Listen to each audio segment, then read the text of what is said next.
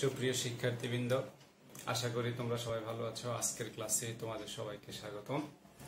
আজকের ক্লাসে আমি তোমাদেরকে দেখাবো মহাকর্ষ সূত্র ব্যবহার। দেখো, মহাকর্ষ সূত্রের ব্যবহার বলতে আমরা কোথায় কোথায় ব্যবহার করব মহাকর্ষ সূত্রটাকে।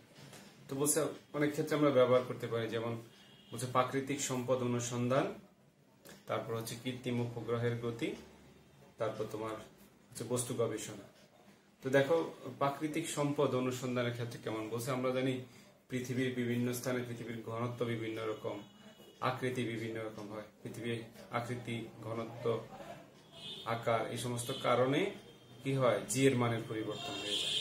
তো জি এর মানের যে পরিবর্তন হয়, তো আমরা যদি জি এর মানের সূক্ষ্ম সূক্ষ্ম পরিবর্তনগুলো হিসেব করতে পারি, তাহলে হিসেব করে আমরা কি করতে পারবো বলছে ইয়র্ড-বস ব্যালেন্স সিস্টেম একটা পদ্ধতি আছে, সেই পদ্ধতিতে জি এর মানের এই ক্ষুদ্র পরিবর্তনগুলো নির্ণয় করে ওই স্থানে কোনো প্রাকৃতিক সম্পদ আছে কিনা, অর্থাৎ পেট্রোলিয়াম জাতীয় কোনো বা গ্যাস জাতীয় কোনো পদার্থ, জ্বালানি যেগুলো আমরা ব্যবহার করি, এই সমস্ত কোনো পদার্থ থাকতে পারে কিনা, তো এই সম্পর্কে আমরা কি করতে পারি, ধারণা নিতে পারি। তো এই ক্ষেত্রে আমরা মহাকর্ষ সূত্র ব্যবহার করার সময় আমরা একটা সমীকরণ জানি যে পৃথিবীর অভ্যন্তরে জি এর মান নির্ণয়ের সমীকরণ হচ্ছে G equal to G prime 1 minus H by R. তো দেখো, এই জি প্রাইম হচ্ছে কি পৃথিবীর অভ্যন্তরে যে কোনো স্থানে জি এর মান নির্ণয়। তাহলে আমরা যদি কোনোভাবে এই জি প্রাইমটা বের করতে পারি, তাহলে বের করলে আমরা পৃথিবীর অভ্যন্তরে ওই অংশে জি এর মানের বিভিন্ন অংশের সাথে তুলনা করে বলে দিতে পারি যে এখানে কি আছে, এই গভীরতায় মানে জ্বালানি জাতীয় কোনো পদার্থ আছে, প্রাকৃতিক গ্যাস আছে, প্রাকৃতিক যে পেট্রোলিয়াম আছে সেগুলো পদার্থ আছে। পরে অবশ্য এই সম্পর্কে যদি প্রাথমিক ধারণা পাওয়া যায়, পরে বিশদভাবে এটা কি করা হয়, অনুসন্ধান করা যায়। ঠিক আছে, এটা এই একটা ব্যবহার, যে মহাকর্ষ সূত্র ব্যবহার করে আমরা প্রাকৃতিক সম্পদ অনুসন্ধান করতে পারি। ঠিক আছে, তাহলে আরো কি ব্যবহার হতে পারে, তো বলছে মহাকর্ষ সূত্র ব্যবহার করে আমরা কৃত্রিম উপগ্রহের উৎক্ষেপণ বা নিক্ষেপণ। তো কৃত্রিম উপগ্রহ আসলে কি, সেই সম্পর্কে তোমাদের নিশ্চয়ই ধারণা আছে বা নাই। তো আমি বলি কৃত্রিম উপগ্রহ, দেখো চাঁদ একটা উপগ্রহ। আমরা বলি চাঁদ কি ধরনের উপগ্রহ, চাঁদ হচ্ছে পৃথিবীর উপগ্রহ। তাহলে পৃথিবীর উপগ্রহ বলতে তাহলে সে কি করবে, পৃথিবীকে কেন্দ্র করে ঘুরে। আবার বিভিন্ন গ্রহ গুলো, যে উপগ্রহগুলো আছে সবগুলো কি করে, উপগ্রহগুলো গ্রহগুলোকে কেন্দ্র করে ঘুরে, যেমন চাঁদ পৃথিবীকে কেন্দ্র করে ঘুরে। তো ঠিক মানুষের সৃষ্ট যে সমস্ত উপগ্রহগুলো, অর্থাৎ আমরা যে সমস্ত কৃত্রিম উপগ্রহগুলো কি করি, পৃথিবী থেকে বাহিরে নিক্ষেপ করি, বা যে সমস্ত উপগ্রহগুলো পৃথিবী থেকে আমরা নিক্ষেপ করে পৃথিবীর চারপাশে ঘূর্ণন সৃষ্টি করে দেই, এই সকল উপগ্রহগুলোকে আমরা বলবো কৃত্রিম উপগ্রহ। তো এই কৃত্রিম উপগ্রহগুলো দেখো, এই কৃত্রিম উপগ্রহগুলো নির্দিষ্ট একটা ব্যাগ আছে বা নির্দিষ্ট একটা উচ্চতায় ঘুরে, তার পর্যায়কাল আছে। তাহলে এই রাশিগুলো আমরা এখন এখান থেকে হিসেব করে দেখবো যে নির্দিষ্ট উচ্চতায় একটা কৃত্রিম উপগ্রহের ব্যাগ কত হবে, পর্যায়কাল কত হবে, তার কি হবে, কত উচ্চতায় ঘুরতে পারে, এই রাশিগুলো আমরা এখন প্রতিবেদন করব।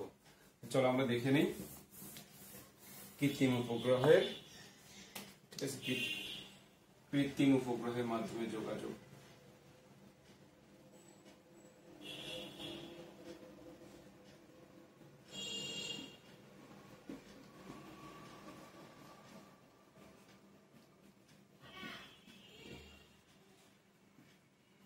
তো কৃত্রিম উপগ্রহের মাধ্যমে যোগাযোগ, এটা হচ্ছে কি মহাকর্ষ সূত্রের একটা ব্যবহার। তো এখন ধরো আমরা ধরে নেই যে এখানে একটা পৃথিবী আছে। তো আমরা আগেই জানি যে পৃথিবীর ভরটাকে আমরা বড় হাতের ভর, ঠিক আছে, ক্যাপিটাল এম ধরলাম। এখান থেকে আমরা জানি পৃথিবীর ব্যাসার্ধ হচ্ছে আর, আর থেকে পৃথিবীর পৃষ্ঠ থেকে এই উচ্চতা একটা কৃত্রিম উপগ্রহ, ঠিক আছে, কত ভরে, এম ভরে একটা কৃত্রিম উপগ্রহ পৃথিবীর পৃষ্ঠ থেকে এই উচ্চতায় পৃথিবীকে কি করে, প্রদক্ষিণ করে। ঠিক আছে, তাহলে এখানে যদি একটা কৃত্রিম উপগ্রহ এইভাবে পৃথিবীর পৃষ্ঠ থেকে এই উচ্চতায় পৃথিবীকে প্রদক্ষিণ করে, ঘুরে কেন্দ্র করে পৃথিবীকে, তখন তার একটা কি আছে, এখানে একটা বল কাজ করে। কি ধরনের বল তোমরা জানো, একটা আমরা বলছি সবসময় বল জোড়ায় জোড়ায় কাজ করে। তাহলে এখানে একটা কেন্দ্রমুখী বল আছে আর একটা কেন্দ্র বিমুখী বল আছে। তাহলে এখানে দেখো কেন্দ্র বিমুখী বলটা যেটা,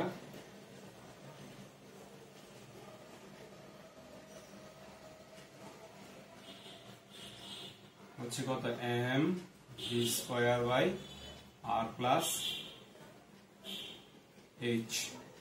আবার এখানে একটা মহাকর্ষ বল আছে, ঠিক আছে। মহাকর্ষ বল, এই মহাকর্ষ বলটাকে আমরা কেন্দ্রমুখী বলও বলতে পারি এখানে। কারণ মহাকর্ষ বল আমরা আগেই জানি, মহাকর্ষ বল কি ধরনের বল, শুধু আকর্ষণধর্মী বল।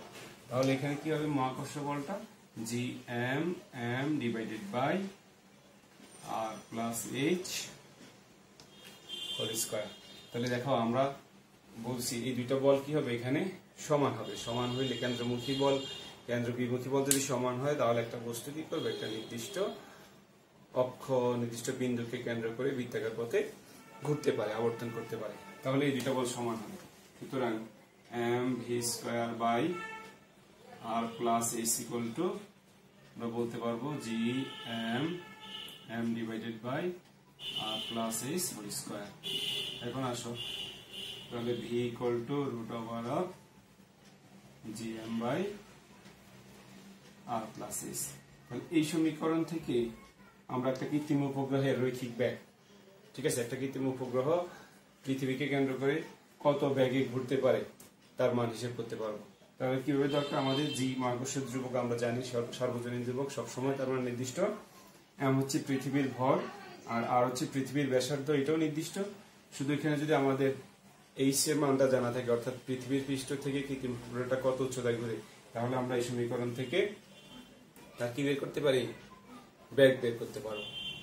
চলো তাহলে আমরা আবার এখন দেখো, আমরা একটা সমীকরণ সম্পর্কে আমাদের ধারণা আছে, আমরা রৈখিক বেগ আর কৌণিক বেগ সম্পর্কে ধারণা চাই। মনে করো আমরা যে চিত্রে দেখালাম যে কৃত্রিম উপগ্রহটা পৃথিবীকে কি করে, টি পর্যায়কালে একবার আবর্তন করে, তার কৌণিক বেগ কত হবে, ওমেগা কৌণিক বেগ হবে। তাহলে আমরা জানি রৈখিক বেগের সাথে একটা কৌণিক বেগের সম্পর্ক আছে, কি V equal to omega R plus H. Omega R তোমরা জানো V equal to omega R. তাহলে ভি ইকুয়াল টু ওমেগা সমান সমান কত, 2 by T R plus H. এখান থেকে টি সমান সমান 2 R plus H divided by V. তাহলে এই সমীকরণটা দিয়ে তুমি ইচ্ছে করলেই বা এই উপরের সমীকরণটা ব্যবহার করলে তুমি আবার কি করতে পারো, এই ব্যাগের মান হিসেব করতে পারো। বা এই সমীকরণটা ব্যবহার করলে আমরা এই যে কৃত্রিম উপগ্রহটা পৃথিবীকে আবর্তন করে তার পর্যায়কাল হিসেব করতে পারো, ঠিক আছে। এখন দেখো এই সমীকরণটায় আমরা যদি একটু কাজ করতে পারি, এখানে বসাই দিই আবার। এখন দেখো ভি ইকুয়াল টু, আমরা কিছুক্ষণ আগে যে সমীকরণটা বের করছি, ভি ইকুয়াল টু যদি omega into r plus h হয়,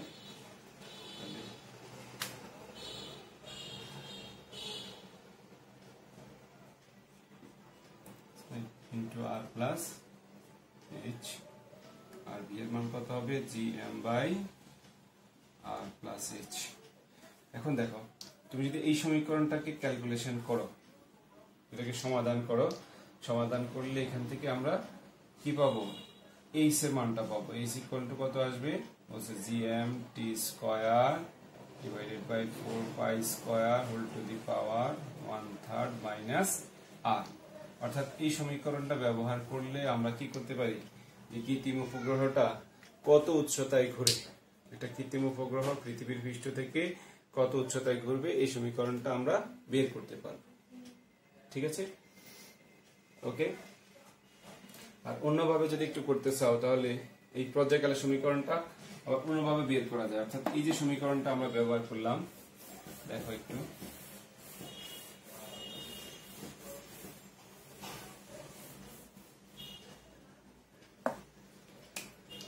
ভি ইকুয়াল টু আমরা কি পাই, V equal to root over of G M by R plus H.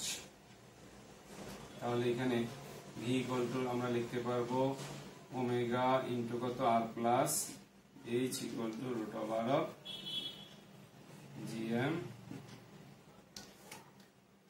ঠিক আছে। তাহলে এখানে দেখো ওমেগা সমান সমান কত, 2 pi by t into r plus h.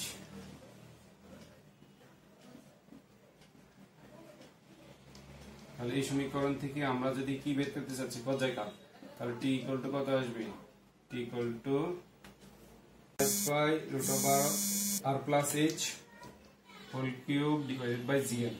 এই সমীকরণটা ব্যবহার করলেও আমরা কি করতে পারবো, কৃত্রিম উপগ্রহের পর্যায়কাল বের করতে পারবো। তাহলে আমরা অনেকগুলো সমীকরণ বের করছি। একটা হচ্ছিল কি V equal to root over of GM by R plus h. এই সূত্র দিয়ে আমরা বলছি কৃত্রিম উপগ্রহের ব্যাগ বের করতে পারবো।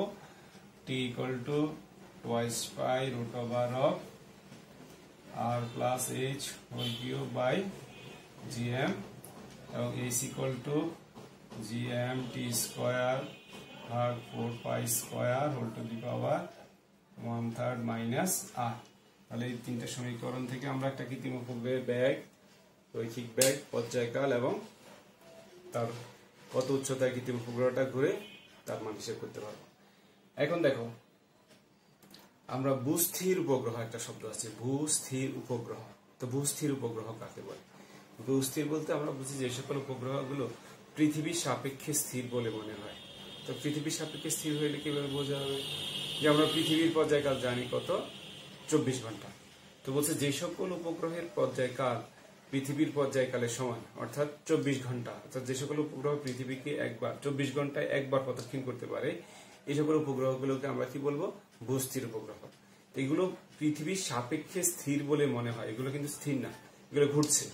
কিভাবে ঘুরছে? যে পৃথিবীকে 24 ঘন্টায় একবার আবর্তন করে আসে, অর্থাৎ পৃথিবীও 24 ঘন্টায় একবার ঘুরে। তাহলে আমরা সবসময় একটা কৃত্রিম উপগ্রহকে একটা নির্দিষ্ট জায়গায় দেখতে পাই, এই জন্য আমাদের কাছে এটা কি বলা হয়, স্থির বলে মনে হয়। এই জন্য এই সকল উপগ্রহকে বলা হয় ভূস্থির উপগ্রহ। বাস্তবে এরা কখনোই স্থির না। তো দেখো সুপ্রিয় শিক্ষার্থীবৃন্দ, আজকের ক্লাস এ পর্যন্তই। তোমরা সবাই ভালো থাকো, সুস্থ থাকো, সবাইকে ধন্যবাদ।